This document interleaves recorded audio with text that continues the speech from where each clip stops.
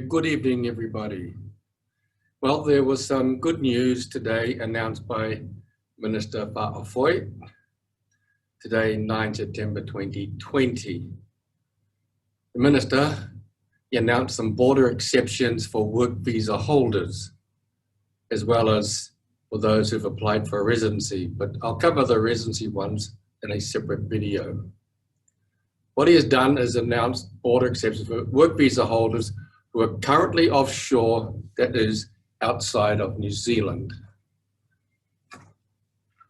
So, the announcement today affects those offshore, currently overseas. You must normally be resident in New Zealand, you must have strong ongoing links to New Zealand, and you must have realistic prospects of remaining in New Zealand long term. And I'll come back to some of this in a minute.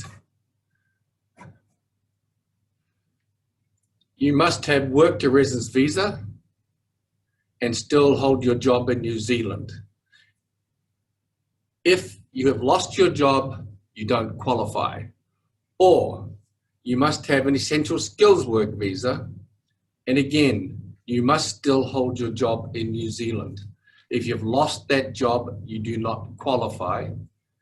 And also, you must not be subject to the 12-month stand-down period if you had a low-skilled job previously. Or the third option is you must have a valid entrepreneur work visa and you must be continuing to operate your business in New Zealand.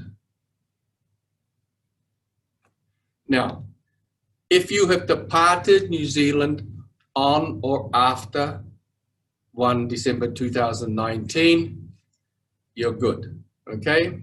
However, if you've left New Zealand before December 2019, before 1 December, unfortunately, you do not qualify for the border exemption.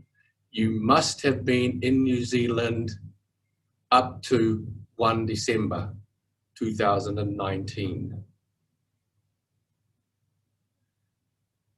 And you must have held a visa, a valid visa, when you left New Zealand, a visa that doesn't expire before the end of 2020. That means your visa must be valid through to at least 2021, unless you have already applied for a further visa on or before 10 August 2020.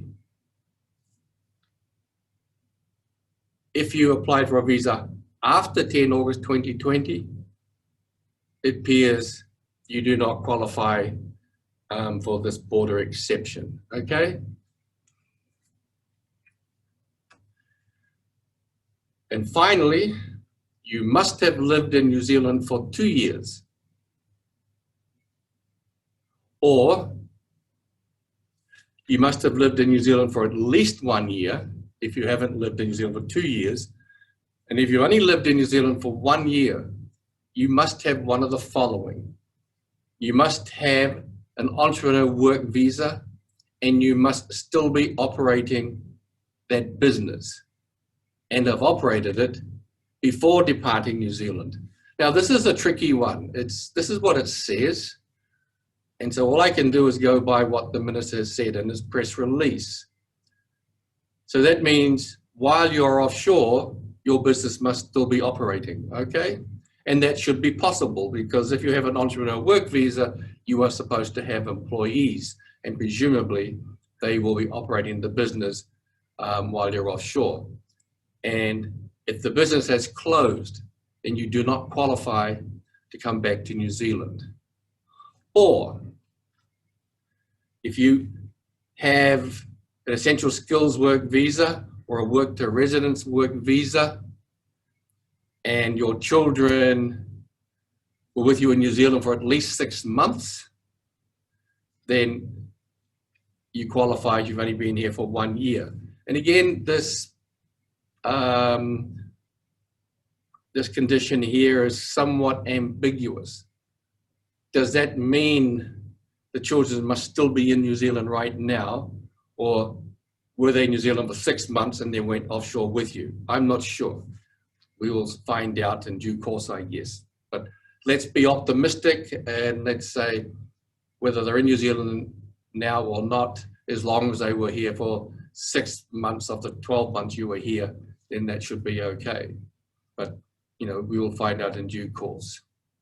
Or you have parents or adult siblings who are ordinarily resident in New Zealand. Again, this condition is somewhat ambiguous. Ordinary resident in New Zealand, but what if they're offshore with you? What if you all went back for a family funeral? Does that mean you still qualify, or must your parents or adult siblings be in New Zealand?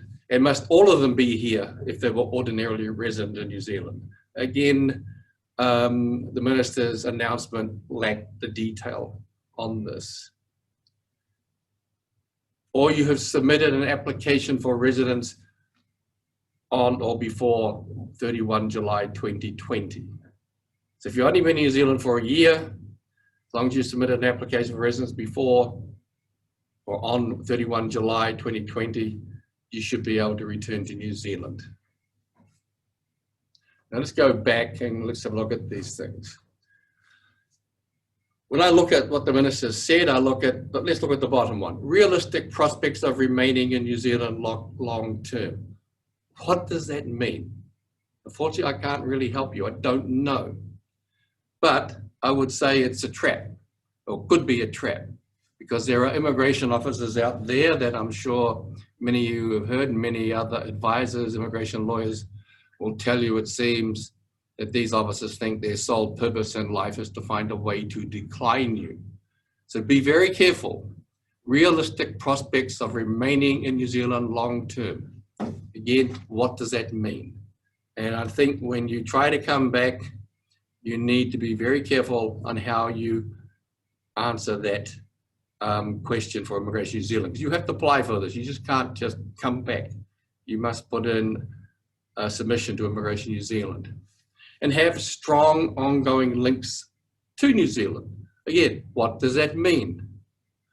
And that's a very serious question, because strong links to New Zealand. Now, I have seen in the past such things as Immigration New Zealand declining Chinese students coming to New Zealand because Immigration New Zealand said you didn't have any strong links to China.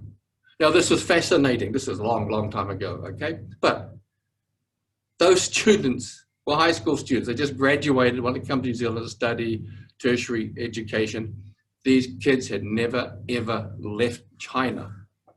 So I asked myself, what the heck is going on? If these kids didn't have strong links to China, then what country did they have strong links to? They've never been anywhere else to China. So I bring that up because the minister does not explain what he meant by strong ongoing links to New Zealand. So again, you need to be very careful